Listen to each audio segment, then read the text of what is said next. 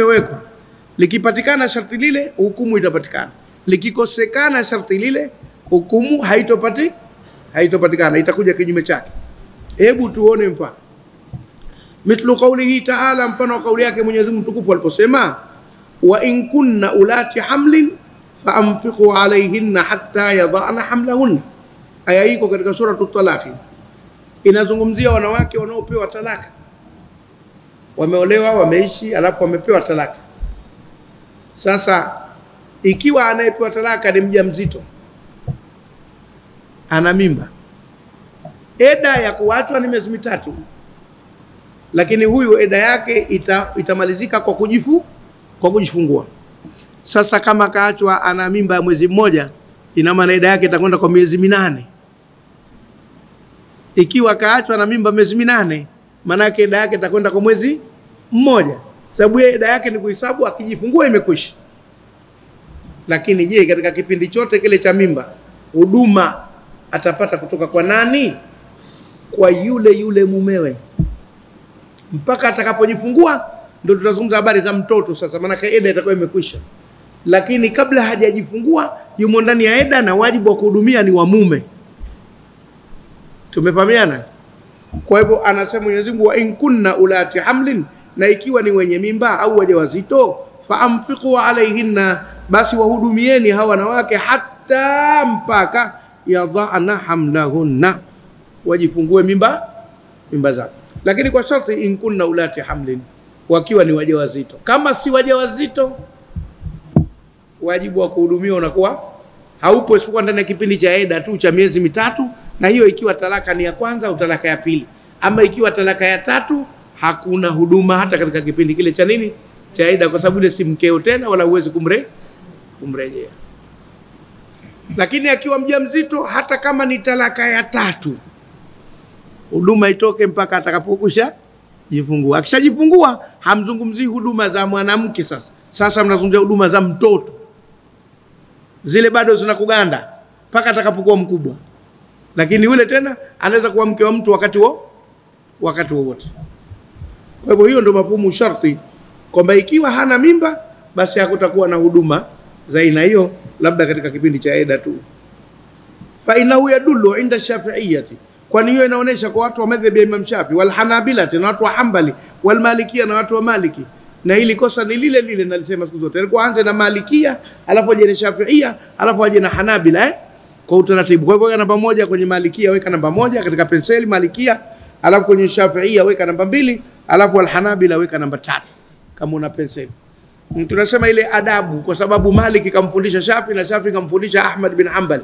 Kwa hivyo ilikuwa mwalimu wa kwanza atajwe, alafu atajwe yule mwanafunzi ambaye naye anageuka kuwa mwalimu Shafi, alafu tena ndo atajwe Ahmad ambaye ni mwanafunzi wa mwisho. Hapa hajamfundisha mtu, weka fundishwa tu kiuandishi na zile adabu tumesema Sasa watu wengine ndo anachapisha anaandika tu, hajali. Mimi nazijali hizo, naziogopa sana. Mimi naheshimu sana wale unisomesha. Kwa hivyo napenda na nyinyi mwe na tabia hiyo sababu nimeona mashaka ya kumdharau aliyekusomesha ni makubwa sana. Ingawa huko kwetu watu wanayafanya hayo, lakini ni makosa. Yule ni kama mzazi, lazima umwekee nini, heshima. Hata kama ulishamzidi kwa elimu, hata kama anafatwa kakukera, uamuzi kakukera, lakini heshima walimu haiondoki kwa uamuzi wake. Haya bwana. Hawa wamesema bimafhumi, kwa ufahamu wake al-mukhalif wa kinyume, ala adami wujubi nafaqati, kuto kupasa kutoa huduma lilmu'taddati, kwa mwenye kukaida ghairi alhamil, ambaye si mjamzito. Wala yadullu ala dhalika inda al-Hanafiyya, lakini kwa mahanafi haionyeshi hivyo, kwa sababu wao mafhumu al-mukhalafa hawaitaki kabisa. Mlango mzima wa mafhumu al-mukhalafa katika usuli wa Hanafia haumo. Ndio unaanza kuona zile tofauti za kimadhehebu. Kwa nini kuwe kuna fatwa hii upande huu na huko kuna fatwa tofauti?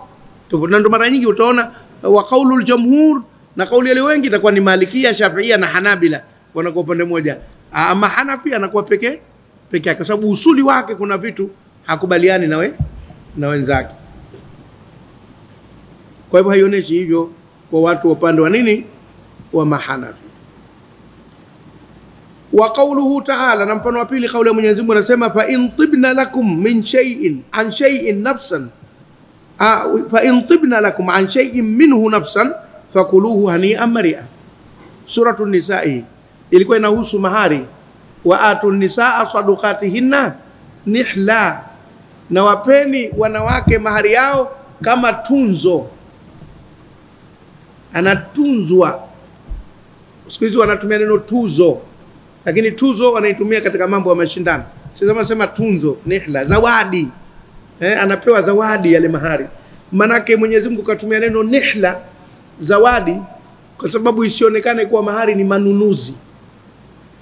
Isije kaonekana mahari ni manunuzi kwamba umenunua yule mwanamke. Ile ni zawadi yake unampa. Sasa akasema fa in tibna lakum an shay'in minhu nafsa, wakiridhika kwa ajili yenu hao wanawake juu ya chochote katika nafsi zao, fakuluhu hani'an mari'a, ileni kwa hongera na pongezi ile mahari mlowapa, mpaka aridhike mwenyewe kwamba mume wangu sasa tutumie pamoja, kwa sababu ile ni pesa yake, si yako au mali yake. Sasa kwa mfano wewe umempa mahari milioni 1, alafu mshaoana siku za mwanzo na wewe ulitumia sana ukakauka, una kitu. Mke wangu unajua natoka nakwenda kubahatisha huko, sina kitu, nimetumia sana. Sasa basi chukua hii 10,000 kanunua kiteweo kwenye pesa zake mwenyewe za mahari.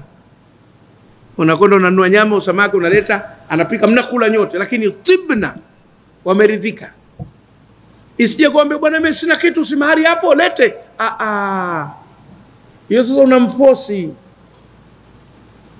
Mahari ni haki yake, atumie yeye. Kukupa wewe mpaka aridhike, kwa sababu utakuwa unarudia matapishi.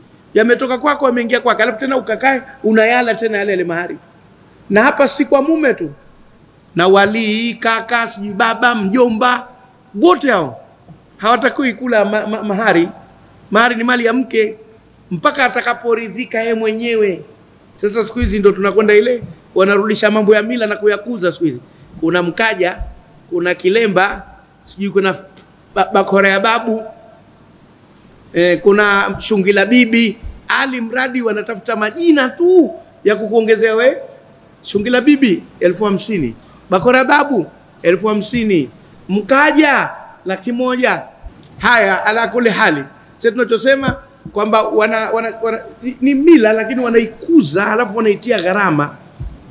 Haijakuwepo katika dini ya Kiislamu. Hiyo ni mila. Uislamu ziko mila imekubaliana nazo, ziko mila haijakubaliana nazo. Sasa hiyo ni mila, ilikuwepo tangu zamani katika desturi. Lakini ilikuwa ni kitu kidogo ambacho ni reasonable, kila mtu anahisi na kimudu. Ni pesa ndogo tu, inakuwa hivi kama bakshishi, zawadi na nini, mzaa chema na tunzwa, kalea sikafanya. Ni siku hizo wameyakuza mambo, imekuwa balaa moja kwa moja. Lazima lizungumzwe ili kwa kirefu kidogo mambo yanayoongezwa katika gharama za harusi na ambayo kidini hayana msingi wote. Haya, kwa hivyo ikiwa wataridhika, fa intibna, ile taba ya tibu manake kufurahi, kuridhika. Wakiridhika lakum kwenu an shay'in, kwa chochote, minhu katika hiyo mahari, nafsan, kwa nafsi zao, si kwa kulazimishwa, fakuluhu, na nyie ileni au kuleni, hani'an mari'a, kwa pongezi na hongera. Kwa pongezi na au kwa hongera na pongezi, yani raha mustarehe.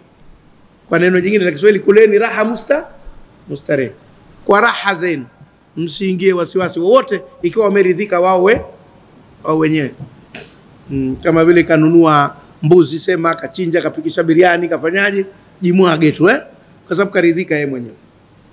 Sasa hii anasema yadullu inda al-fariq al-awwal, inaonesha kwa kundi la mwanzo wale wanaochukua mafhumu mukhalafa ala tahrimi akhdhi shay'in min al-muhuri, wa haramu wa kuchukua chochote katika mahari, idha lam tatib, itakapokuwa hajaridhika nufusu zaujati, nafsi za wale wanaoolewa, bi ita'i shay'in minhu, kwa kutoa chochote katika hiyo mahari yao. Wala yadullu alayhi inda al-fariq ath-thani. Unaona, yule asochukua mafhumu mukhalafa, Abu Hanifa asema haileti maana hiyo. Haileti maana hiyo, manake mkila hata kama hajaridhika. Ngumu kidogo. Aya imesema wakiridhika ndo kuleni. Sasa kinyume chake, kama hajaridhika mfanyeje? Msile. Ndo tukisema atusamehe, watu wengine wanakasirika Hashem saba mashehe wakubwa asema atusamehe katika hili. Nyie mnaiona imekaa kama ya mbuzi hajavaliwa ndawea. Iko wazi kabisa Twendeni bwana. Mafhumul ghaya. ufahamu wa ukomo, yani pana jambo limewekewa ukomo, mwisho wake ndo ghaya. Ghaya ni ukomo, mwisho wa jambo Kuna mtu mmoja alipata pacha, watoto wawili wa kike, akaniambia, akaja usiku nyumbani kwangu, akaniambia, shekhe, ni shauri majina mawili nataka ya watoto wa kike pacha, lakini yafanane kidogo kwenye matamshi.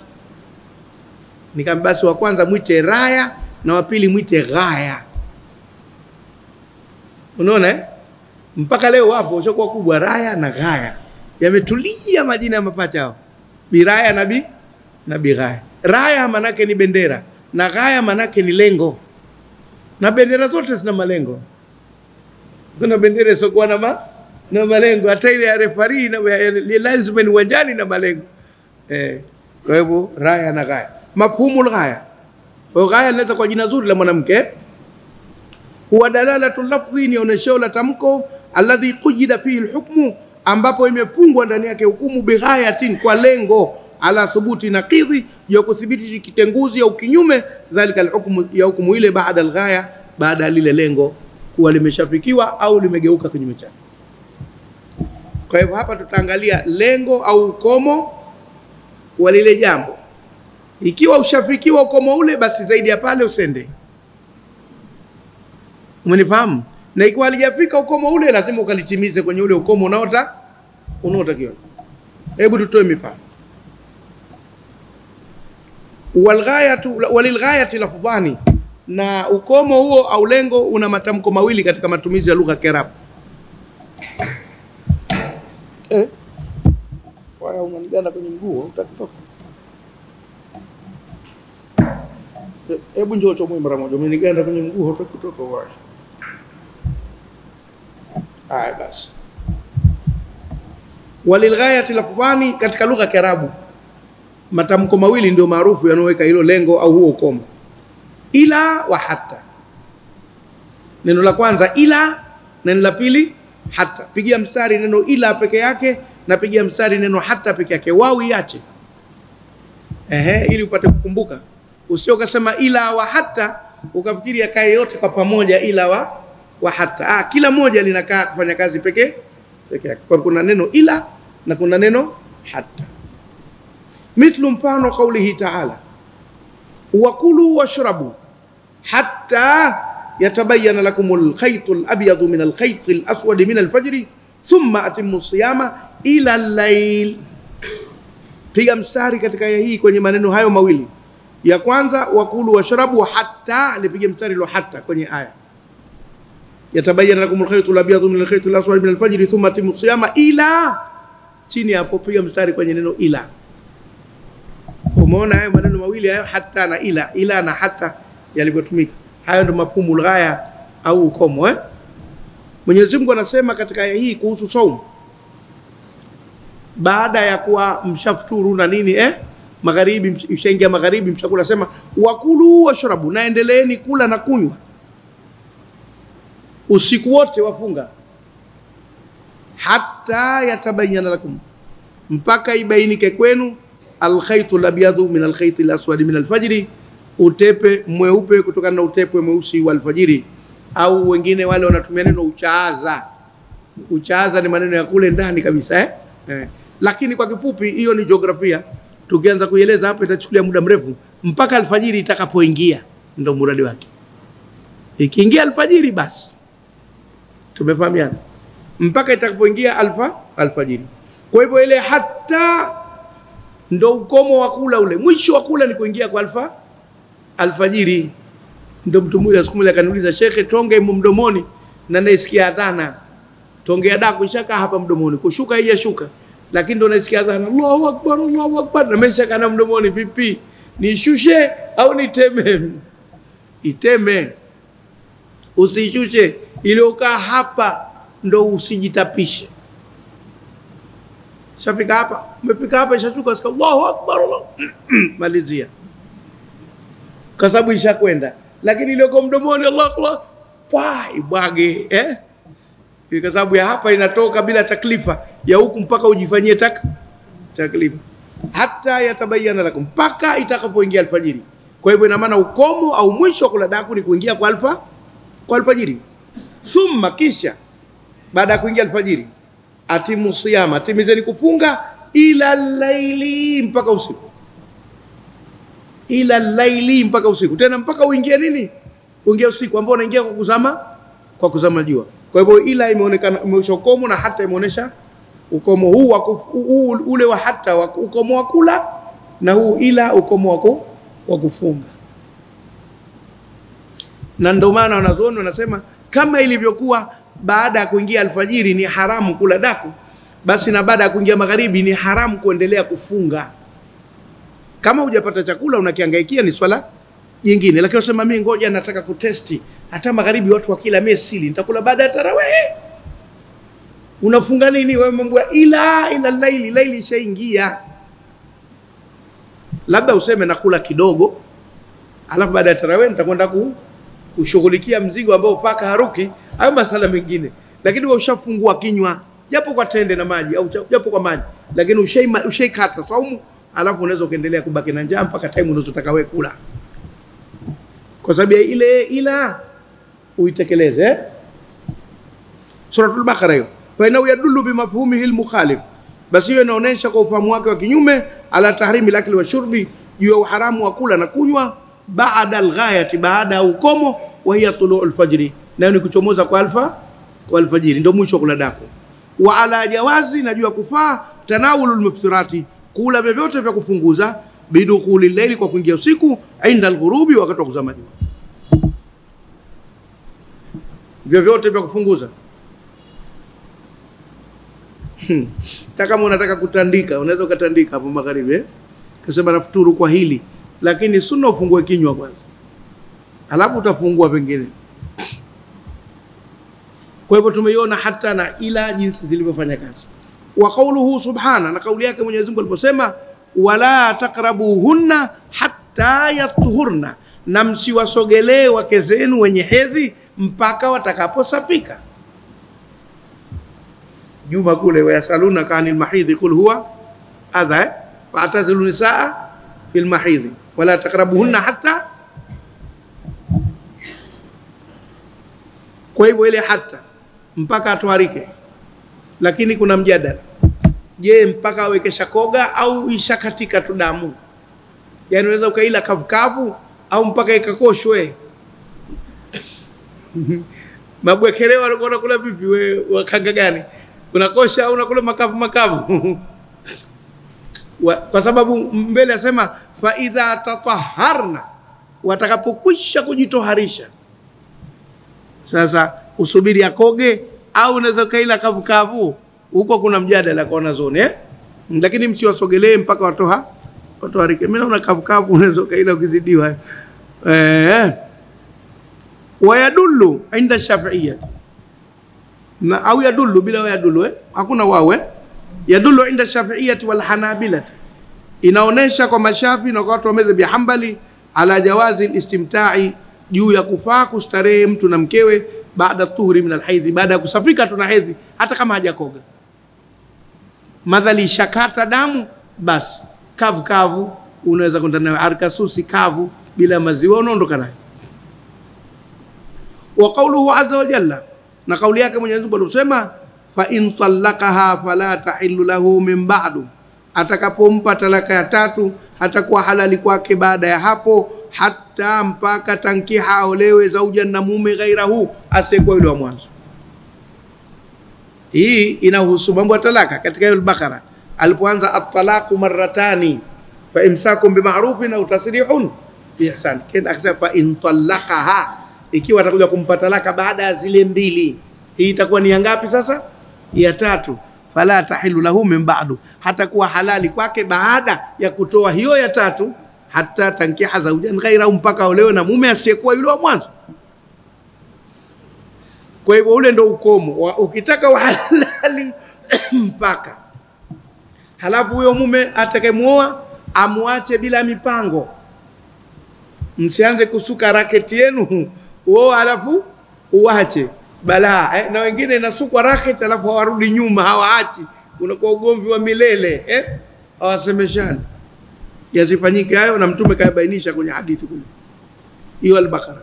Mafhumu al-mukhalif, ufahamu wa kinyume, annahu idha tazawwajatil mutallaqatu thalathan, atakapoolewa mwanamke aliyeachwa talaka tatu, zawjan ghaira mutalliqiha, mume ambaye si aliyempa talaka, halat li zawji al-awwal, atakuja kuwa halali kwa mume wa mwanzo.